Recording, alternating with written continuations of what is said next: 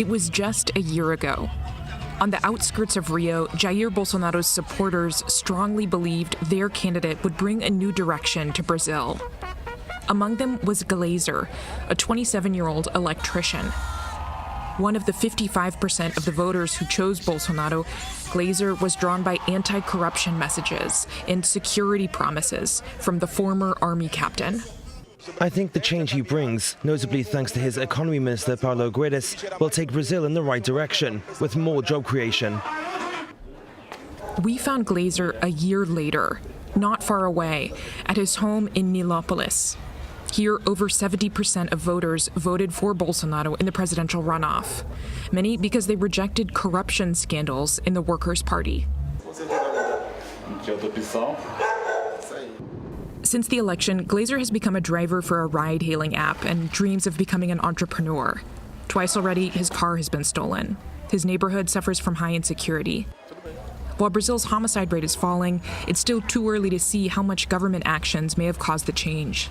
Glazer says he's satisfied by Bolsonaro's measures to revive the economy, like a pension reform package that just passed the legislature after 8 months of negotiations. I think the pace of reform has been pretty slow, but that's not the federal government's fault.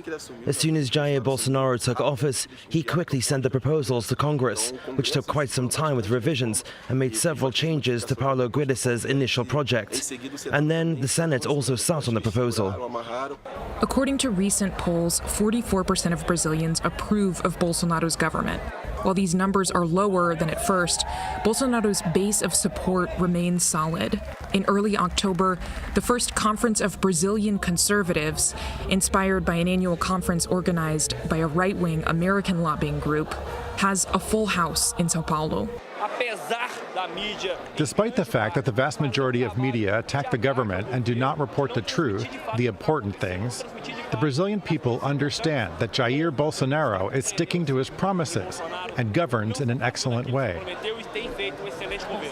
The message is echoed by Eduardo Bolsonaro, one of the president's 3 sons who are all in politics.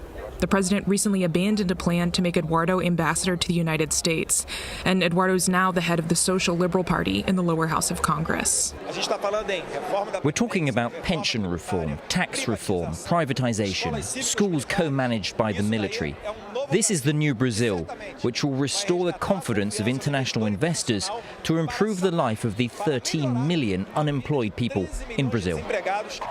And regardless of Bolsonaro's negative international image, these ultra-conservatives are aiming to push the government farther into a culture war, especially against public schools that sometimes teach about topics the Bolsonaro administration dislikes, like gender equality and the history of Marxism.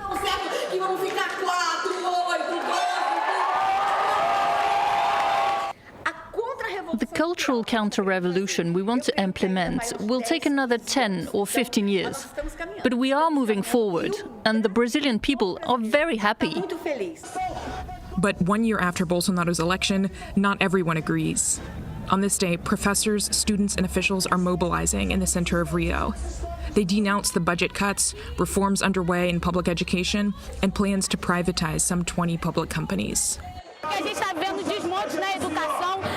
We're witnessing a dismantling of national education, of health, of our public enterprises. So it's very important that people take to the streets to denounce what is happening and to fight for our rights.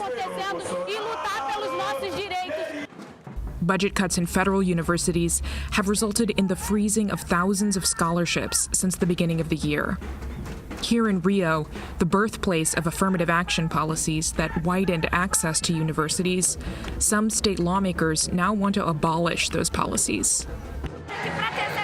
What's being put in place is that education will only be accessible to those who can afford to pay for their studies. It's an attack on one of the major advances we've seen in Brazil lately, the introduction of ethnic quotas that was transforming our public universities. Austerity in Brazil is pushing more and more academics to seek research grants abroad.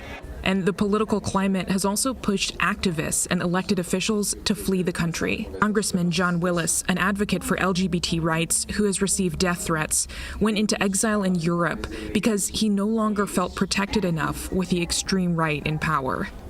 We met him during a visit to Paris. The Bolsonaro family has direct links with those who threaten me.